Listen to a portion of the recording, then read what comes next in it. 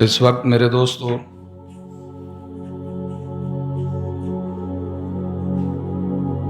جو حالات چل رہے ہیں، قرب قیامت کی علامات کا ظہور تقریباً اپنی آخری مراحل سے گزر رہا ہے، یعنی 60 یا 65 کے قریب جو نشانیاں علامات قیامت جو بیان ہوئی ہیں، ان میں سے اکثر کا ظہور ہو کر کچھ بڑی نشانیاں اور ان کا ظہور چل رہا ہے، جن میں ارض فلسطین جو کہ جس کو جناب رسول اللہ صلی اللہ علیہ وسلم نے ایک فتح کا میدان بتلایا، اور حضور صلی اللہ علیہ وسلم نے آخری نشانیاں بتلاتے ہوئے فرمایا، حضرت سلمان رضی اللہ تعالیٰ عنہ کی حدیث مبارکہ کہ مجھے مشرق اور مغرب سمیٹ کر مجھے دکھایا گیا،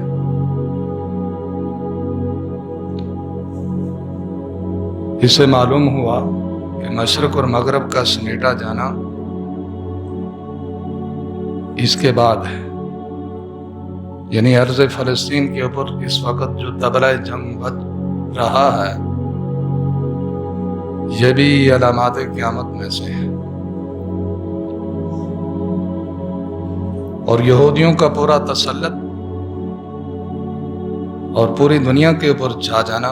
گلوبل ویلیج کی نظر سے دیکھنا پوری دنیا کو، اور اس کے لیے ایک عرصے سے سعی اور کوشش جاری ہے، لیکن ہمیں اس کا علم نہیں۔ جب سے اقوام متحدہ بنی اور اس کے ساتھ ورلڈ بینک، یہ جو الفاظ ہیں یہی بتلا رہے ہیں کہ کب سے وہ تیاریاں کر رہے ہیں اور کب سے وہ اس کوشش میں بالکل آخری حد تک پہنچ چکے ہیں کہ اب ان کو پوری دنیا اور پوری دنیا کے حالات اور پوری دنیا کو سمیٹنے کا وقت آ گیا کہ وہ باقاعدہ جو ان کا عزم اور ارادہ ہے صہیونی طاقتوں کا، صہیونیت کا معنی ہی یہی ہے میرے دوستو، اور گریٹ اسرائیل کا معنی ہی یہی ہوتا ہے کہ پوری دنیا کے اوپر وہ قبضہ دیکھ رہا ہے اور اپنی حکومت کو دیکھ رہا ہے۔ اب اس کے لیے ظاہر ہے وہ اسبابی درجے میں ہاتھ پاؤں تو مارے گا، اب اس ہاتھ پاؤں کے نتیجے میں بہت سارے ممالک، اسلامی ممالک وہ فتح کر چکا ہے، اور ان اسلامی ممالک میں اس کے مکمل اثرات اور مکمل نمائندے براجمان ہیں میرے دوستو، بظاہر اسلام کا لبادہ اوڑھے ہوئے ہیں، لیکن تربیت یافتہ وہ فوج اور وہ لوگ جو خفیہ طور پر پل رہے تھے اور اسلام کا لبادہ اور اسلام کا لباس اوڑھ کر ہاتھی کے دانت دکھانے کے اور کھانے کے اور اسلام کو اسلامی دنیا میں مسلط کر کے اس کے پیچھے صہیونیت کا چھپا ہوا ہونا انہوں نے ظاہر کیا، اور چنانچہ آپ دیکھ رہے ہیں کہ اقتصادی پابندیوں میں اس وقت اسلامی ممالک بالکل خاموشی سادے ہوئے اور صرف مبہم بیانات کے ذریعے سے، طفل تسلیوں کے ذریعے سے ارض فلسطین کے مجاہدوں اور باسیوں کو صرف سہارا دے رہے ہیں کہ ہم قائد، ہم تمہارے ساتھ ہیں، باقی کچھ بھی نہیں ان بیان بازیوں سے ہٹ کر۔ اس سے ظاہر یہ ہوا کہ اسرائیل کا جو اقتصادی شکنجہ تھا وہ مکمل طور پر اسلامی ممالک کے اوپر کسا جا چکا ہے، اور ظاہر ہے وہ کوئی بیان بازی کرتے ہیں یا کوئی امداد یا کوئی جہاد کا اعلان کر رہے ہوتے ہیں تو ظاہر ہے وہ اس کے قابل ٹیٹ کر دیے جاتے ہیں اس شکنجے کے، کہ ایسا کرو گے تو ویسا بھرو گے۔ اب یہ چیز آپ سب حضرات کو بالکل اپنی آنکھوں سے، یہی ہے پوری دنیا کو سمیٹنا، یہی ہے میرے دوست۔ مشرق اور مغرب تک وہ یلغار اور گریٹ اسرائیل کی باتیں اور اس کو تسلیم کرنے کے لیے اور اس کے تمام تر اثرات کو قبول کرنے کے، بلکہ آپ دیکھ رہے ہیں کہ کوئی جگہ، کوئی خطہ ایسا بچا نہیں کہ جس میں اسرائیلی مصنوعات ہر سٹور اور ہر جرنل سٹور اور ہر بڑے سے بڑے سٹور کی زینت نہ بنی ہوں اور مسلمان ان سے خرید و فروخت نہ کر رہے ہیں۔ ان کو دوسرے لفظوں میں معاشی تقویت، ہماری جوتیاں اور ہمارا ہی سر۔ تو میرے دوستو یہ جو حالات اس وقت چل رہے ہیں یہ بالکل فائنل مراحل میں ہے،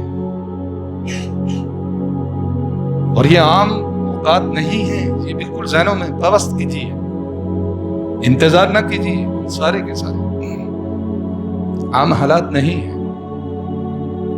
اکثر کہتا رہتا ہوں کہ یہ چھٹائی کا دور ہے۔ چھٹائی کے دور سے مراد یہ ہے کہ ایک نمبر کے مسلمانوں کو اللہ رب العزت 2 نمبر اور 3 نمبر سے الگ کر رہے ہیں، چھانٹ رہے ہیں۔ ہاں، بیان کرنے کا، عرض کرنے کا مقصد یہ ہے کہ میرے دوستو، یہ جیسے ہم پہلے غفلت کی زندگی برت رہے تھے، ہم نے دین اسلام کو سمجھا نہیں۔ دیکھیں نا، جیسے ایمان لانا فرض ہے، ایمان لانا کیا ہے؟ ایمان سیکھنا بھی فرض ہے۔ جیسے نماز پڑھنا فرض ہے، ایسے نماز کے علوم کا سیکھنا بھی فرض ہے۔ جیسے حج صاحب استطاعت پر فرض ہو کر اس پر فرض ہو جاتا ہے، اب وہ حج کا رکن ادا کرے گا لیکن اس کو سیکھے گا تو تب ادا کرے گا۔ تو حج کرنا جیسے فرض ہوا، ایسے حج کے ارکان کا سیکھنا بھی فرض ہوا، اور زکوٰۃ فرض ہو گئی، اس کے احکامات کا سیکھنا بھی فرض ہو گیا۔ معاش، اب کوئی اچھا کاروبار آ گیا، اس کے احکامات کا سیکھنا بھی فرض ہے۔ اسی طرح سیاست آ گئی تو اس کے احکامات کا سیکھنا بھی فرض ہو گیا میرے دوست۔ اب اس سے یکسر مسلمانوں نے غفلت برتی،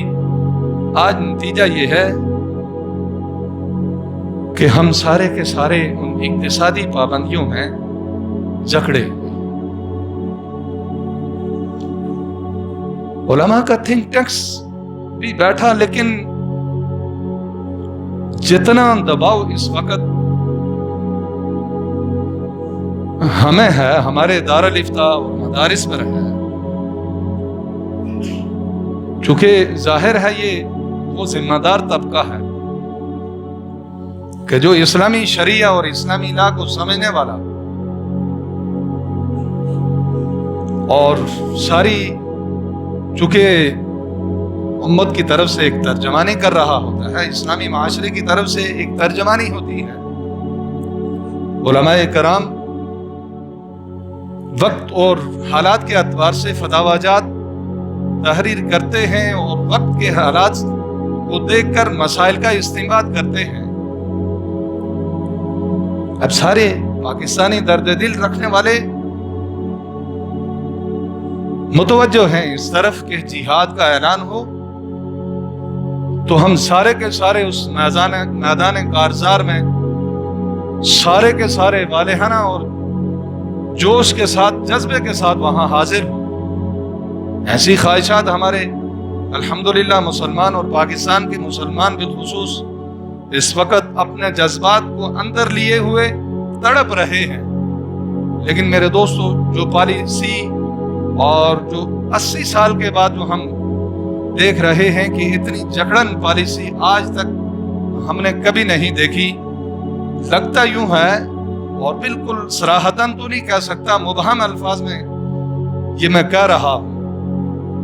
کہ ان کی فوج پاکستان کے اندر مکمل براجمان ہے اسرائیل کی، مکمل طور پہ بیٹھی ہوئی ہے۔ جب یہ ایک سمجھنے کی بات ہے میرے دوست، حیات کافرہ یعنی کفار کا چھت ہو، چھت سمجھتے ہیں، چھت کافروں کی ہو اور نیچے مسلمان بس رہے، تو توقعات کبھی آپ یہ نہیں لگا سکتے کہ کوئی اسلامی نظام اس ملک کے اندر نافذ ہوگا اور اسلام کو ہم مکمل طور پر شاہانہ انداز سے دیکھیں گے، اور ان الدین عند اللہ الاسلام، کہ جو اسلام کی شان و شوکت اور دین کی شان و شوکت ہے۔ دین یہ ایک ایسا لفظ ہے کہ جو پوری دنیا کے نظام کو سمیٹے ہوئے ہے۔ صرف ایک مسجد میں نماز پڑھ کر چلے جانا، یا محراب کا بن جانا، یا سفید کپڑے پہن کر یا جبہ کبہ پہن کر مسجد کی طرف جمعے کے دن آ جانا الحمدللہ رب العالمین ایک رکن ہے، یہ کیا ہے؟ لیکن دین یہ لفظ ایسا ہے کہ سارا کا سارا نظام حیات میرے دوستو اس کے اندر چھپا ہوا ہے۔ اب ہمارا ہر ایک شعبہ نور ہدایت سے مرکہ مسجع ہوتا، سجا ہوا ہوتا، اور نور ہدایت کے ذریعے سے ہماری عدالتیں، ہماری حکومتیں، ہماری سیاست، ہماری پارلیمنٹ اور ہمارا امیر المؤمنین بالخصوص وہ طے ہوتا کہ آج مسلمانوں کی اس دل کی ترجمانی کرتے ہوئے مدنی زندگی کا اعلان کرتا کہ جو رسول اللہ صلی اللہ علیہ وسلم نے خود میدان کارزار کے اندر اتر کر کفار کے ساتھ اور مشرکین کے ساتھ اور ملحدین کے ساتھ مقابلہ کیا، اور آپ دیکھ رہے ہیں کہ جنگ احد میں حضور صلی اللہ علیہ وسلم کا چہرہ مبارک بنفس نفیس خود موجود اور زخمی ہوا اور خود اندر چلی گئی۔ اب سپہ سالار میدان میں موجود ہے، وہ سنت وجوب کے درجے میں، ہاں وہ ایک مسلمانوں کے اندر یہ تذکرہ، اس سے ڈر رہے۔ دہشت گردی کا لبادہ ایسا طاری کیا، دیکھیں دہشت گردی کا یہ لفظ افغانستان کے اندر اتارا اور جنگ کا جواز بنا کر وہاں کی اینٹ کو اینٹ کے ساتھ بجا دیا، اور آج 45 سال کے بعد منہ کے بل کھاتے ہوئے وہاں سے بھاگا۔ یہی صہیونیت، یہی یہودی تھے، اور یہ جو ان کا ایک پورا تھنک ٹینکس امریکہ سمیت، برطانیہ سمیت، بھارت سمیت، میرے دوستو انہوں نے پوری اسلامی دنیا کا ایک یوں سمجھے خلاصہ نکالا ہوا۔ اب اسلامی دنیا والے غفلت کی نیند سو رہے ہیں، کب جاگیں گے؟ صرف تقریروں سے یا دعا تو سلاح المؤمن ہو کے اس کو مومن کا ہتھیار کہا گیا ہے، لیکن جو طلب اور تڑپ ہر اسلام والے کے اندر، ایمان والے کے اندر ہونی چاہیے تھی، وہ نہیں۔ اس لیے ہر ساتھی اور ہر مرد اور ہر فرد کے اندر کی کڑن یہ ہونی چاہیے کہ میرے اللہ پوری سب سے پہلے میں اپنی ریاست کے اوپر اطاعت رسول اور اتباع رسول لازم کروں گا۔ اور میرے دوستو یہ عام بات نہیں ہے، یہ بالکل دل کے کانوں کی کھڑکیوں سے سن لیجئے کہ یہ چانس ہے ہمارے پاس کہ ہم پورے کے پورے وجود کے اوپر جناب رسول اللہ صلی اللہ علیہ وسلم کی زندگی کو سیکھ کر لے گئے ہیں۔ ہاں، حالات وہ نہیں ہیں، یہ ذہن میں رہے۔ بالکل صحیح کہہ رہا ہوں، ذمہ داری کے ساتھ اور پوری سرچ اور تحقیق کے ساتھ کہہ رہا ہوں کہ پھر ہمیں تیاری کا وقت نہیں ملے گا۔ بلکہ میں ایک مجلس میں تذکرہ کر رہا تھا کہ اگر کہیں قرض دینا ہو کہیں تو دے دو، کیونکہ شہید کو وہ قرض معاف نہیں، وہ محاذ آن پہنچا ہے۔ اس آزمائش کو مانگنا نہیں چاہیے، لیکن جب آ جائے تو بھاگنا بھی جرم تصور کیا جاتا ہے، اور بھاگنے والا مرتد اور ملعون ہوتا ہے۔ اس لیے میرے دوستو، بہت ہی آخری پیغام لے کر آیا کہ جو ہم اس وقت اسلامی دنیا کے اندر موجود ہیں، فلسطین اور ارض فلسطین کو فتح کرنے کے بعد یہ یاد رہے کہ پاکستان کا نمبر ہے، پاکستان کا نمبر۔ اور یہ خوشخبری اللہ رب العزت نے اور جناب رسول اللہ صلی اللہ علیہ وسلم کی زبان مبارک سے پاکستان، خراسان، ان علاقوں کو دی ہے۔ ہاں، یہ ہمارے لیے خوشخبری ہے۔ کچھ تھوڑی بہت کمی کوتاہی جو ہے اس کو پورا کر لیجیے۔ ہاں، کہ یہاں سے قافلہ نکلے گا جس میں ایران کا کچھ حصہ بھی شامل ہے، یہاں سے قافلہ نکلے گا اور مقام لط پر استقبال کرے گا۔ لیکن یہ تب ہوگا، وہ وقت، یہ 2024 اور 25 بڑے اہم اوقات جا رہے ہیں۔ میں ظہور امام مہدی کے حوالے سے انشاءاللہ اگلے جمعے پہ گفتگو کروں گا، اور فتنہ دجال اور حضرت عیسیٰ علیہ السلام کا ظہور اور قیامت کی جو نشانیاں باقی ہیں انشاءاللہ اگلے جمعے سے ذکر کروں گا۔ لیکن اس سے پہلے یہ ہے کہ اس وقت ہم اللہ کی طرف 100% متوجہ ہیں، 100% متوجہ۔ اگر ہم متوجہ نہیں، غفلت کی زندگی گزار رہے، تو میرے دوستوں، میں ہاتھ جوڑ کر کہہ رہا ہوں سب حضرات کہ اب بھی چانس باقی ہے، اب بھی باقی ہے، ہمارے پاس چانس باقی ہے۔ دل ہی دل میں استغفار، اللہ سے توبہ کرنا، اپنے گناہوں کی معافی مانگنا، یہ سب سے بڑا حل ہے۔ حضرت یونس علیہ السلام، آپ نے دیکھا ہوگا کہ مچھلی کے پیٹ میں چلے گئے، اور حضرت یونس علیہ السلام کی قوم جو تھی، پہلے تو حضرت یونس علیہ السلام ان سے کہتے رہے کہ اللہ کے عذاب سے ڈرو، بھائی آنے والا ہے، لیکن وہ اس کو مذاق سمجھتے رہے۔ ہاں، مذاق سمجھتے رہے کہ یار، جیسے کہتے ہیں نا، یہ مولوی صاحب کی ایک اپنی ایک ہمیں معاشی نظام ہی نہیں چھوڑ رہا جی، کھائیں گے کہاں سے، کمائیں گے کہاں سے، توبہ استغفار کا تو وقت ہی نہیں مل رہا۔ اور یہ بڑے خطرناک قسم کے الفاظ بعض دفعہ بعض لوگ استعمال کرتے ہیں کہ اے جان مٹھا تے اگلا کچھ ڈٹھا کے، وہ اسی طرح کچھ کہتے رہتے ہیں، یعنی اس جان میں کر لیں، آگے دیکھیں کیا ہوگا۔ بڑا خطرناک جملہ ہے، اس پہ استغفار کرنی چاہیے۔ بھئی یہی جان تو ہمیں ملا ہے، الدنیا مزرعۃ الآخرہ، آخرت کی کھیتی ہے، جو بیجیں گے وہاں کاٹیں گے۔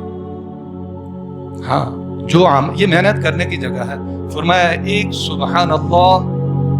وبحمدہ سبحان اللہ العظیم، اس لفظ کو بھی اللہ رب العزت وجود بنا کر نعمتوں کی شکل میں ہمارے سامنے جنت کے اندر پیش کریں گے، تو ایک ایک لحظہ، ایک ایک لمحہ قیمتی بننا چاہیے یا نہیں بننا چاہیے؟ اور گناہوں کو بھی مجسم کریں گے. پہلی امتوں کے اندر ایسا ہوتا تھا کہ گناہ کو بھی وجود دے دیا جاتا تھا، اور جتنا سنگین گناہ ہوتا تھا اتنا سنگین وجود دے کر اس کے اوپر عذاب کو مسلط کیا جاتا تھا. لیکن ہمارا گناہ کا وجود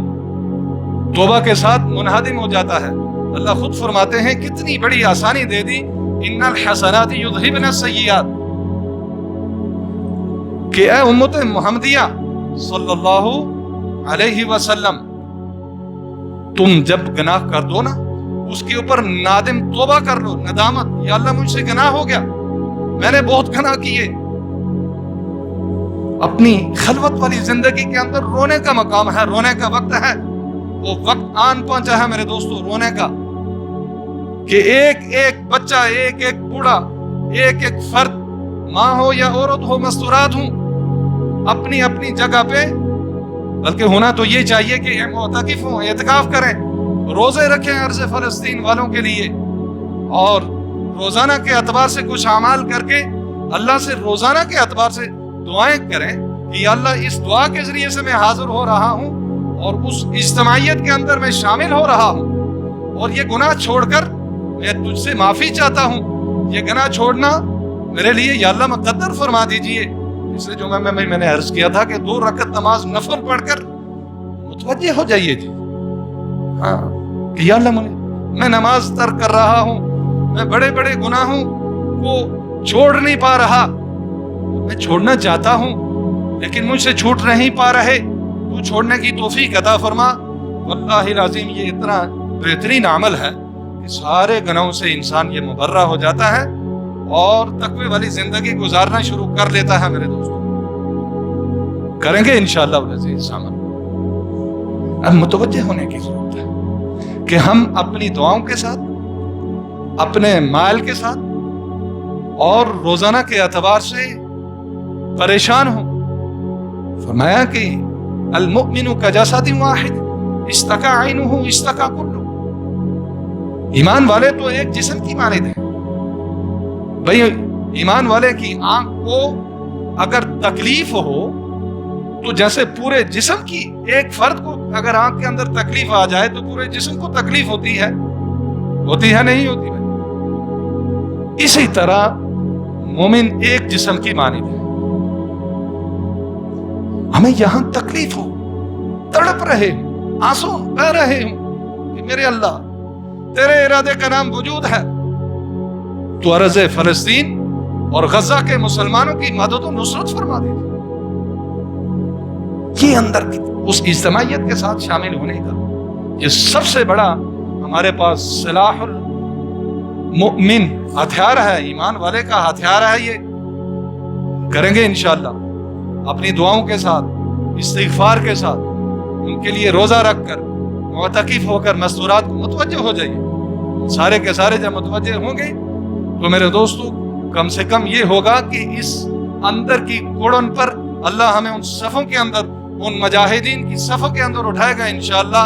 جو غزہ کے اندر اس وقت برسر بیکار ہیں اور اسرائیلیوں کا کلا کما کر رہے ہیں. اللہ ان کی مدد و نصرت فرمائے. اور اس وقت کی ایک اور میں آپ کو 1 یا 2 منٹ، 1 منٹ لگے گا، ایک عمل بتا رہا ہوں کہ سورہ فاتحہ کے ساتھ، سورہ فاتحہ پڑھنے کے بعد سارے یاد رکھیں گے اعوذ باللہ من الشیطان الرجیم بسم اللہ الرحمن الرحیم. اس کے بعد سورہ فاتحہ پڑھیں، پھر بسم اللہ الرحمن الرحیم پڑھ کر آیت الکرسی پڑھیں، پھر بسم اللہ کے ساتھ آخری 3 کل سمجھتے ہیں نا، سورہ اخلاص، سورہ فلق اور سورہ ناس، یہ کس کے ساتھ پڑھنی ہے؟ بسم اللہ کے ساتھ. پھر اس کے بعد ایک دعا پڑھنی ہے، یا عزیز یا حمید یا ذا العرش المجید. میں انشاءاللہ اس کو کمپوزنگ کروا کر ان اعمال کو انشاءاللہ اگلے جمعے میں انشاءاللہ تقسیم کروں گا. یا عزیز یا حمید یا ذا العرش المجید اصرف عنا من شر جبار عنید. یہ ذرا آپ لوگوں کے لیے اس وقت یاد کرنا مشکل ہوگی، لیکن انشاءاللہ اس کو میں لکھ کر ایک کاغذ کے ٹکڑے کے اوپر آپ کے ہاتھوں میں دوں گا۔ فرمایا کہ یہ اتنی زبردست دعا ہے کہ یہ اپنے ایسے ہاتھوں کے اوپر تھوک کر پورے جسم کے اوپر، میں طریقہ بھی بتلاؤں گا چونکہ میرا وقت پورا ہو گیا انشاءاللہ العزیز۔ اس سے پہلے سارے حضرات سے گزارش ہے تاکہ وہ شیاطین اور وہ حاسدین اور وہ جو شرورات کا نظام ہے ہمارے اندر سے ختم ہو کر ہم اعمال کے اندر لگ جائیں اور اللہ کی طرف متوجہ ہونے کا یہ سب سے بہترین ذریعہ ہے۔ اللہ ہمیں توفیق عمل نصیب فرمائے اور ارض فلسطین کی اور غزہ کے مسلمانوں کی مدد و نصرت فرمائے۔